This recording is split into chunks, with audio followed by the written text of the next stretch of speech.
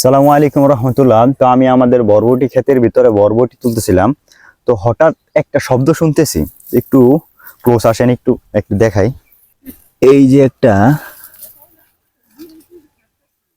যে হঠাৎ একটা পাখির বাচ্চা সব দোকানের ভিতরে আসে। তো এই যে ছোট একটা বাচ্চা, কি পাখির বাচ্চা বলতে পারি না, বাচ্চাটা পড়ে আছে, হয়তো এইখানে কোথাও আশা আছে পাখিটার।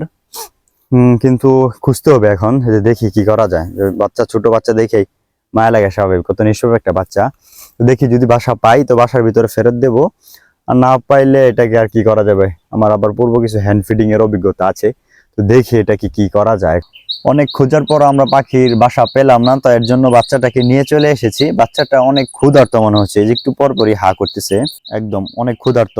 এই যে আমার হাতে দেখতে পাচ্ছেন, এটা হচ্ছে বল্লার বাসা বলি আমরা। হ্যাঁ, অ্যাকচুয়ালি এই পাখিগুলার মেন খাবার হচ্ছে পোকামাকড় এবং লার্ভা।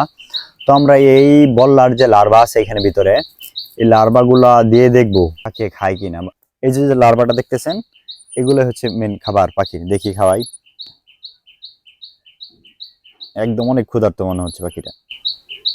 এই যে খেয়ে ফেললো, দেখছেন, শেষ, খেয়ে ফেলছে। তো এরকম ভাবে আমরা হ্যান্ড ফিডিং করবো, যে হাত দিয়ে খাওয়াচ্ছি। এই দেখেন একদম মুখ খালি। এরকম ভাবে হ্যান্ড ফিডিং করতে হবে। আমাদের এখানে কয়েকটা লার্ভা আছে, এই যে লার্ভা দেখেন, এই যে এটা বললা লার্ভা। এই লার্ভা গুলোকে দেখেন, এই মুখের ভিতরে শেষ, খেয়ে ফেলছে। খাওয়াইতে হবে, ক্ষুধার্ত পাখি। তো আমরা আপনাদেরকে এই পাখির আপডেট ইনশাল্লাহ জানিয়ে দেব, যে পাখিটার শেষ অবস্থা কি হয়। যদি বেঁচে থাকে সেটাও জানাবো, এবং মারাও যায় সেটাও জানাই দেব। ধন্যবাদ সকলকে।